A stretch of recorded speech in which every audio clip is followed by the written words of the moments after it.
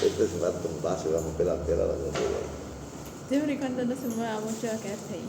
Ah, ya, está bien. Entonces. Ok, jóvenes, les hablaba semana anterior sobre antimicrobianos. El capítulo, en ese caso, me leyesen, por favor, el capítulo de Goldman y Hillman, quimioterapia de enfermedades microbianas, y de Aristide, tenía el mismo, pero relacionado con parasitarias. Capítulo 28, netamente antibióticos de Aristide, ¿ok? Lo que vamos a avanzar hoy. ¿Está bien? Les hablaba de las características de las bacterias en relación a su pared celular, gram positivo, gram negativo. Les hablaba de los receptores y las mutaciones que estos receptores podrían tener en su célula. Les comentaba, por ejemplo, que al administrar un antibiótico en el paciente, había varios mecanismos que podrían pasar para que esa bacteria tornase resistente. Yo, en cuanto médico, mi mayor cuidado tendría que ser para evitar justamente que una bacteria que antes podría ser eliminada por ese fármaco, ahora no pueda ser más. Eso era algo que tenía que estar atento, teniendo en consideración que la mayoría de los antibióticos se usa de forma indiscriminada. Y daba un fármaco, me mataba a la población, ahora doy el fármaco y no me mata más. Ese mecanismo de resistencia estaba asociado a 5 fatores básicos: mutación del gen, mutación de los canales de las proteínas. Podría ser que, por ejemplo, administraba un fármaco, ese fármaco ingresaba a la célula y su efecto sería conectarse y destruir el ADN bacteriano. Por ejemplo, ahí están las quinolonas que actúan en DNA girasa y topoisomerasa 4. Lo que hace la bacteria es literalmente cambiar ese lugar, cambiar esa molécula que hace para destruir. Fíjese, la bacteria muta. Antes era de una forma y ahora el fármaco ya no consigue más acoplarse. ¿Entendieron eso? Fíjense. Así debería funcionar. DNA girasa, ahí están las quinolonas. Se conectaba a su receptor y bloqueaba para que la célula pudiera copiar, duplicar su ADN. Una vez resistente,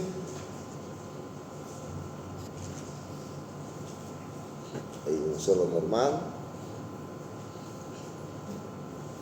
y con la mutación cambia su forma. Al cambiar su forma, su sitio específico de acción del fármaco, el fármaco ya no consigue más acoplar.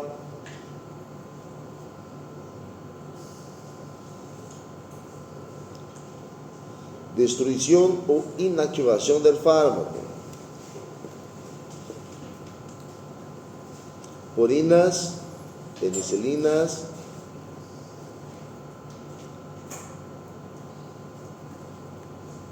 ¿es una bacteria gram positiva o gram negativa? Por si acaso. Tengo una de péptido y una de lípido. ¿Positiva o negativa? Positiva. Las enzimas me destruían o me inactivaban el fármaco. ¿Cuáles eran las dos enzimas que destruían? Beta-lactamasa y penicilinasa. E-flux, una bomba de eflujo, era una bomba que tenían las bacterias, por ejemplo, que el fármaco ingresaba hacia al interior, la bacteria dejaba con que el fármaco ingresase y una vez dentro, literalmente lo mandaban hacia afuera. ¿Cuál era la otra enzima? beta-lactamasa y la otra son ¿Cómo? Penicilinasa y beta-lactamasa. Penicilinasa destruye las penicilinas y beta-lactamasa destruye los beta-lactámicos. ¿Ok? Fíjense. El fármaco ingresa, consigue estar adentro de la célula y hay una bomba que lo saca hacia afuera. Una vez más, el fármaco ingresa hacia la célula y hay una bomba que lo vuelve a sacar hacia afuera. Así que el fármaco nunca va a conseguir hacer su efecto porque hay literalmente un aspirador que lo saca de ahí. Llamamos de bomba de eflujo.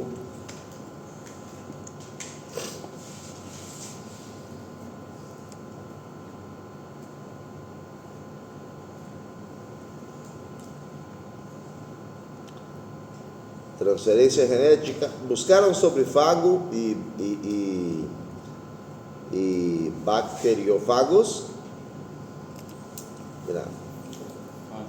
Os plasmódios e fagos são elementos do interior da bactéria que têm informação, fitas genéticas, fitas de informação.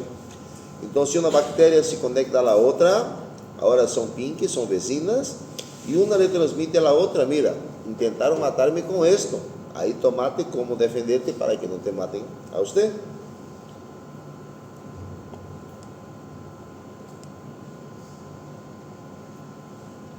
Antes era uma bactéria, agora tenho 2 bactérias resistentes. Entenderam isso?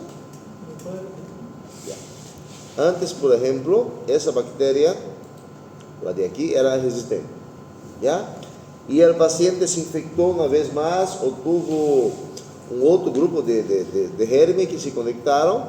Então, se mediante informação genética que essa guardou, me manda a outra. Mira, assim me estão tentando matar.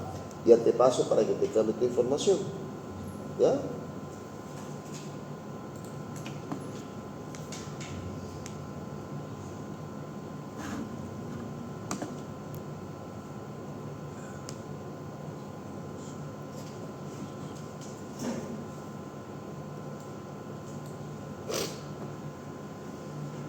Transformación del ADN, ese más o menos.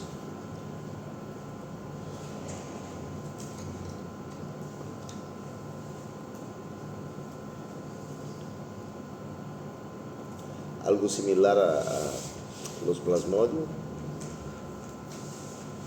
Y es del fago. El fago es un virus que infecta literalmente la bacteria. Usted le da un fármaco, lo mata esa bacteria que estaba infectada. Ahora el virus va literalmente a querer encontrar otra casa para poder vivir.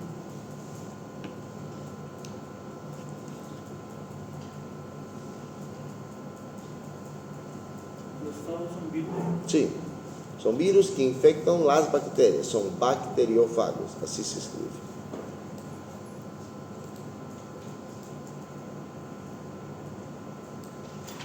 Buenas noches.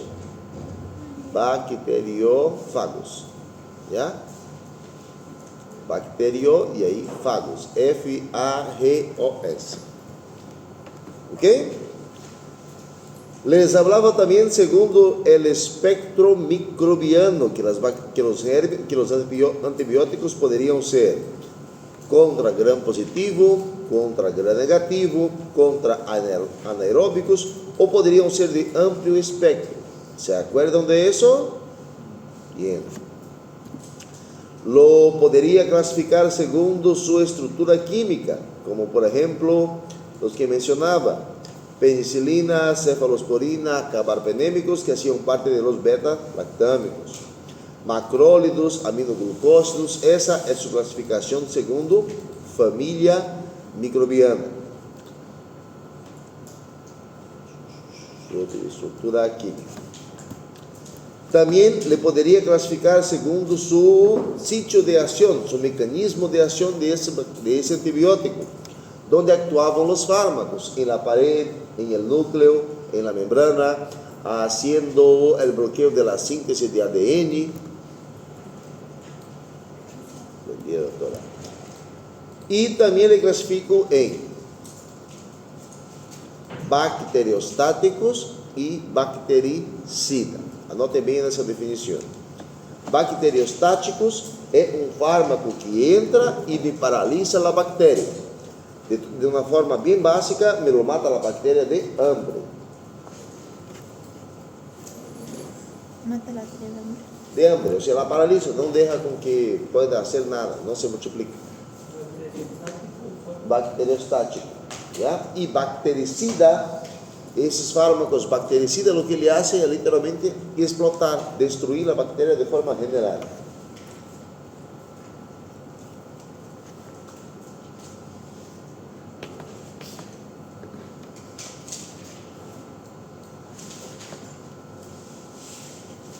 Então, quando vou dar um antibiótico, há particularidades que são relevantes em relação ao seu efeito, a que hace, em relação ao seu espectro, para quem mata, a quem atua, onde atua, em relação à sua estrutura química, qual é a sua família microbiana e em relação ao seu sítio de ação, ok? Cuidado com as formas de classificar os antibióticos.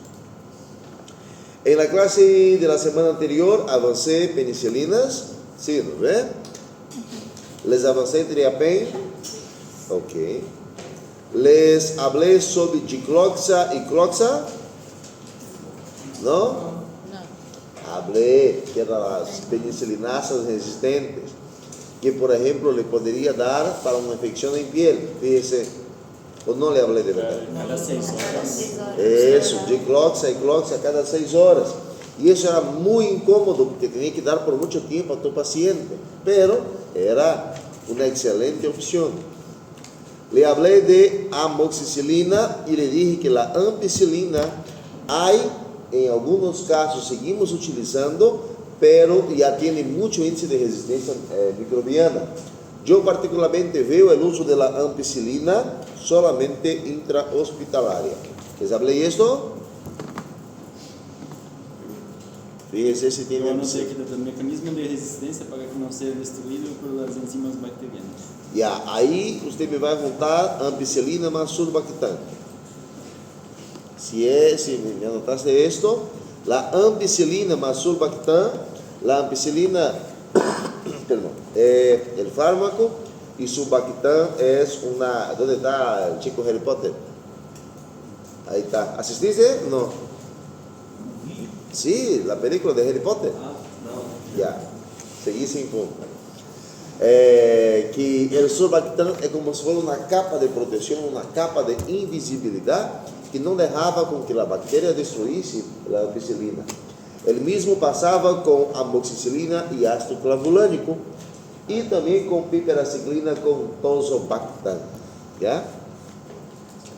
La piperaciclina solita não la usamos. Y entraba a las cefalosporinas de primera, segunda, tercera y cuarta generación. ¿Les avancé de esto? No, hasta aquí fui, ¿no ve? Sí. Ya.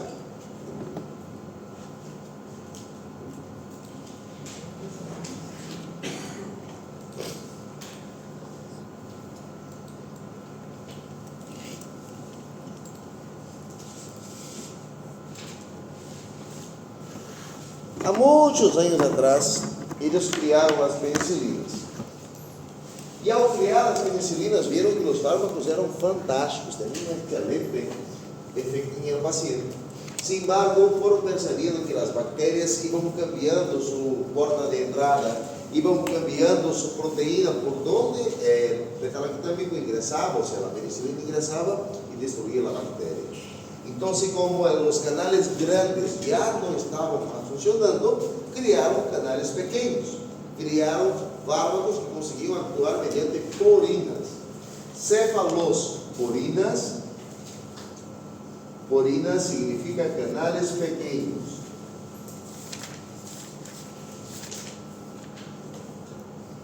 E esses canais pequenos é por onde esses fármacos ingressam hacia a bactéria para que puedan destruir. Assim como os demás metalactâmicos, são fármacos que me atuam destruindo a parede bacteriana. Ok? Hicieron a primeira geração, os primeiros hijos de esta família. Em la primeira geração, eles são muito efetivos, são excelentes contra gérmenes gram positivo.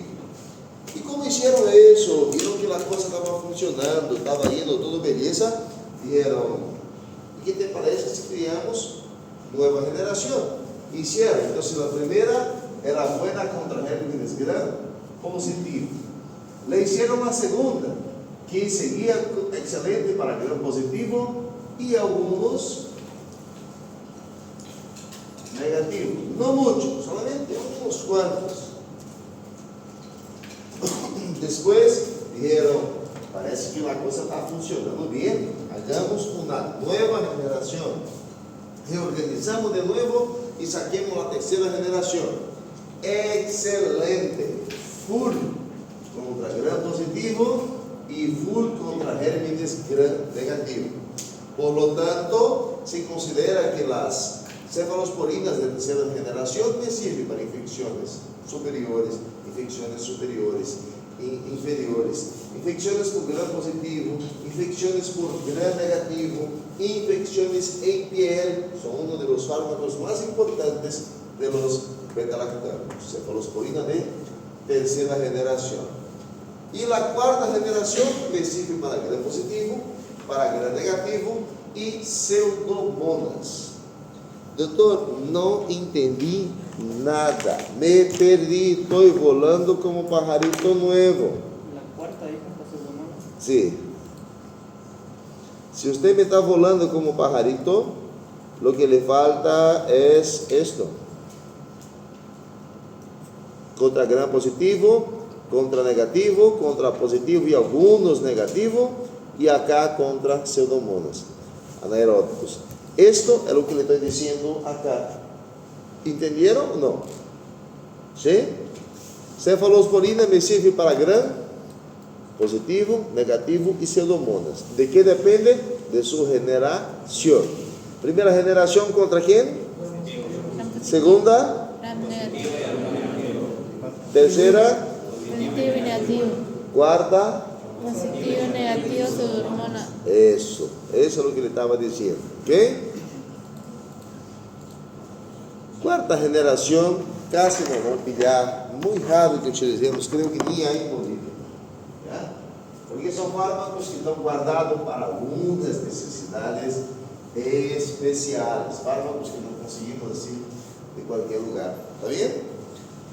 Cuando hablo de ese grupo de fármaco, mi última línea son los carbapendémicos, como por ejemplo imipenem, meropenem. Esses fármacos son la última línea de los beta-lactámicos para matar gérmenes gram positivo, gérmenes gram negativo y gérmenes aeróbicos, anaeróbicos especiales, pseudomonas, intrahospitalarios. Esto es mi bomba. Especialista en todo tipo de bacterias, excepto los multiresistentes. Gracias a ustedes y sus recetas, ya hay pacientes que tienen resistencia al imipenem. Hay que tener cuidado, a veces lo pierdes a línea farmacológica, ya no hay otra más. Tu paciente ingresó al hospital, es diabético y está con pie diabético. ¿Sabe qué es pie diabético? Eso, cuando tengo una infección en el pie del paciente, y eso por exceso de glucosa, por mal comportamiento, el paciente acaba lesionándose y eso me va haciendo una herida. Esa herida, el paciente no percibe que está ahí porque ya no siente más dolor y con el tiempo esa herida va llenándose de infecciones. Como no recibe vascularización, como no recibe inervación más y está infectada, todo tipo de germe, todo tipo de bactéria se mete aí nesse pie diabético. Entenderam? E em esses casos temos que entrar com full esquema. Imipenem é um desses fármacos que poderia, quizá, salvar esse pé com possibilidade de necrose e amputação. Ok? Imipenem, fármacos de uso intra-hospitalário, quase que última linha de defesa contra infecções. Está bem? Perguntas? Bien. ¿De cuánto viene el imipenem? Ah, ese ahí es secreto. ¿Eh? Ese ahí es el mayor secreto del mundo. Pharmacop Doc. Si ahí está tu tabla.